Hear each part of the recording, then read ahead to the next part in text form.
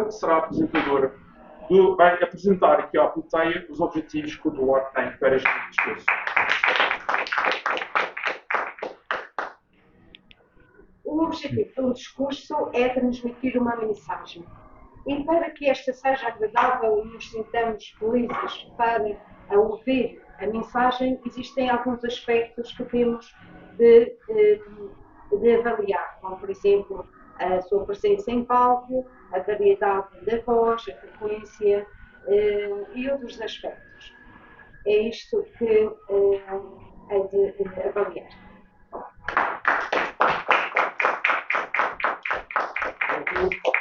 Duarte, faça o favor, toque aqui o botão.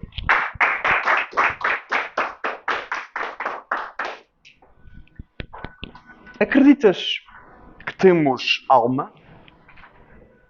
Isso que se mete no nosso corpo quando nascemos, mas sobretudo, acreditas que a alma sobrevive ao fim da vida do nosso corpo?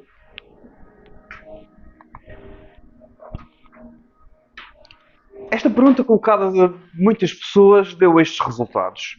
Reino Unido 70%, Japão 71%, até por aí abaixo, Canadá 91%, mas como temos espaço ali do lado direito do ecrã, Uganda 92%, Turquia 92%, África do Sul 94%, Jordânia 100%, Paquistão 100%, Egito 100%, Estados Unidos, vejam, 96%.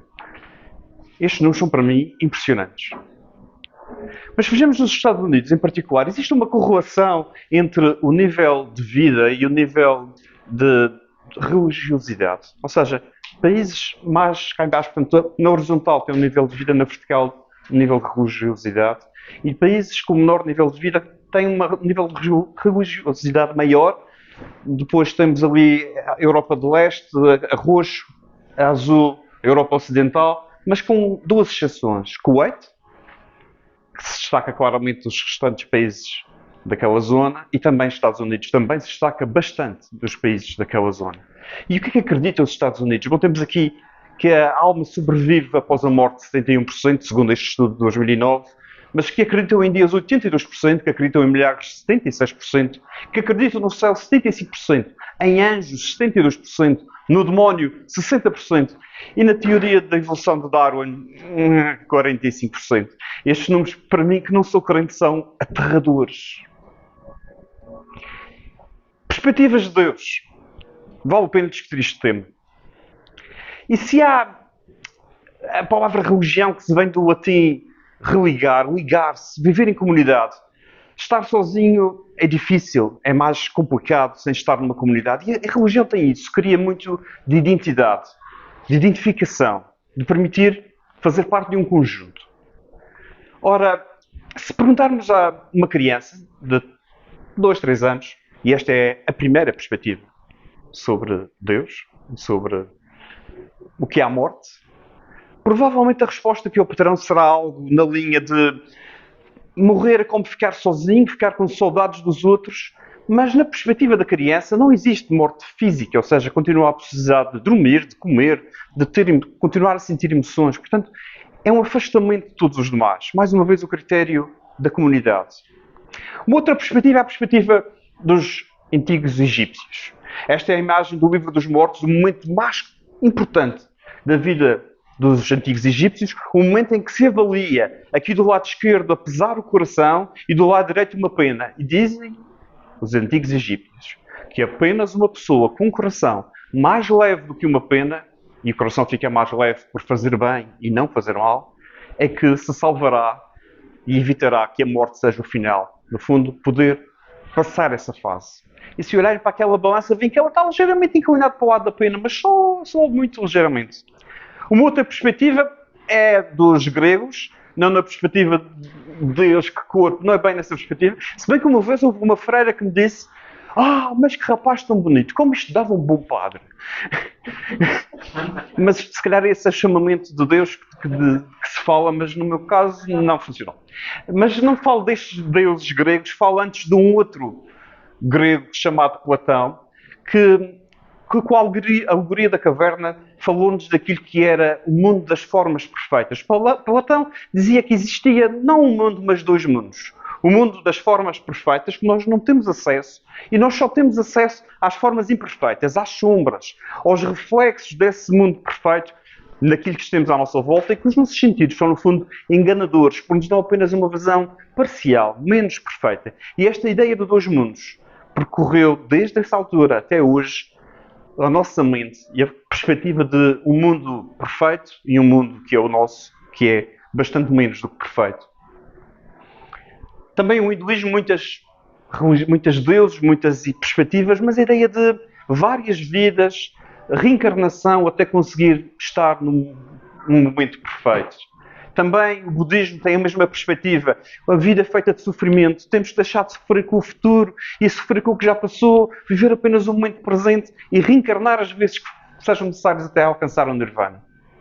Pois temos outra perspectiva, a perspectiva do Deus do Antigo Testamento, um Deus vingativo, rancoroso, que não tratava bem as pessoas, antes pelo contrário, tem assim uma perspectiva agressiva, violenta.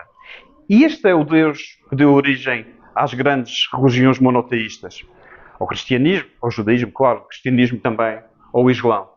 Mas destes são todas perspectivas que vocês conhecem perfeitamente.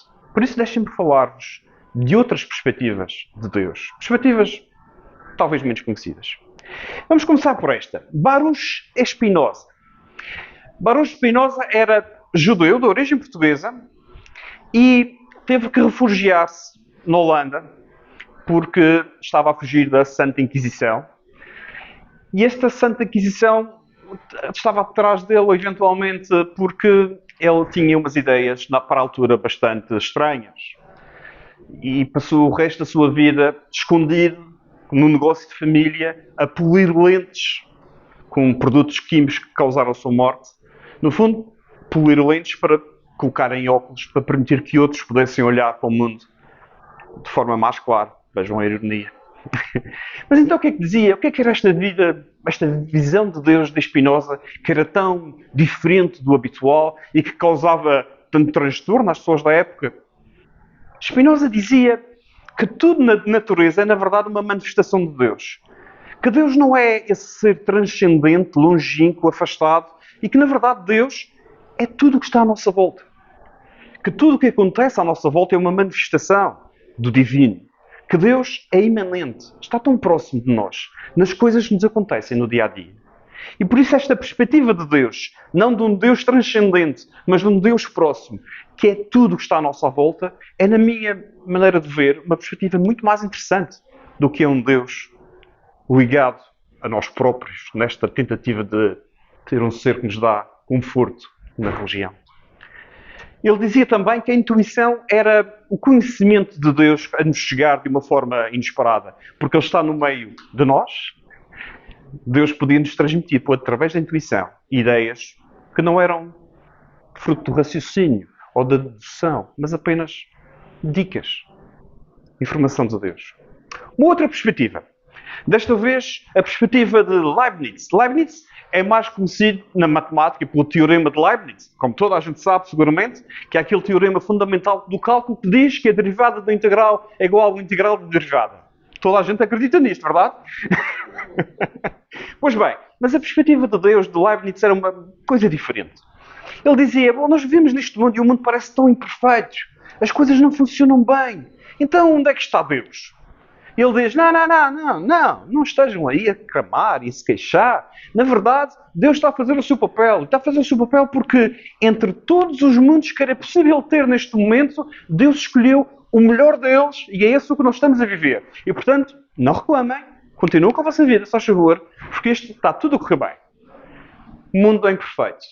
E Deus, aparentemente, mesmo assim, escolhe a melhor das hipóteses. Uma outra perspectiva de Deus. Mas vamos a mais uma. A de David Hume. David Hume dizia que nós observamos o mundo como ele é e concluímos, damos um salto para concluir que se calhar ele é assim porque devia ser assim. E aquele que é um argumento mais utilizado para justificar a existência de Deus é o argumento cosmológico. O argumento do relógio encontrado a despropósito na areia da praia ou no meio da floresta. Num sítio onde claramente ali não devia estar um relógio. E nós olhamos para o relógio e vimos Mas como este funcionamento é delicado, como o que aqui está é tão sofisticado, tão diferente de tudo o que está à sua volta. Isto é tão perfeito, isto é tão fantástico, tão extraordinário, que é impossível que isto não tenha sido desenhado por alguém. E este argumento, aplicado ao nosso mundo, às nossas vidas, pode ler-se da seguinte maneira: o mundo é tão perfeito, está tão adaptado às nossas necessidades.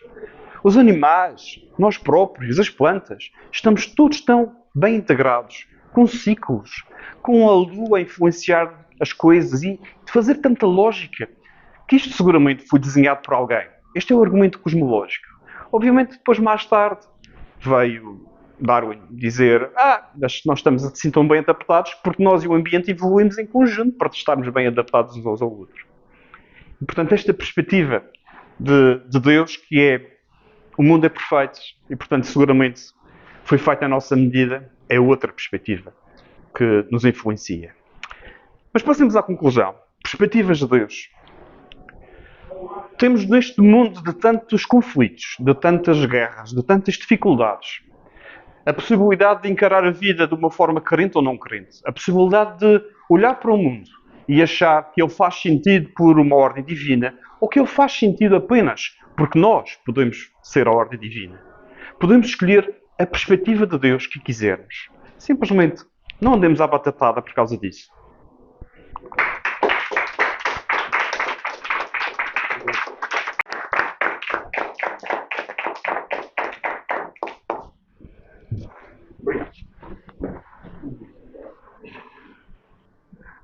Duarte.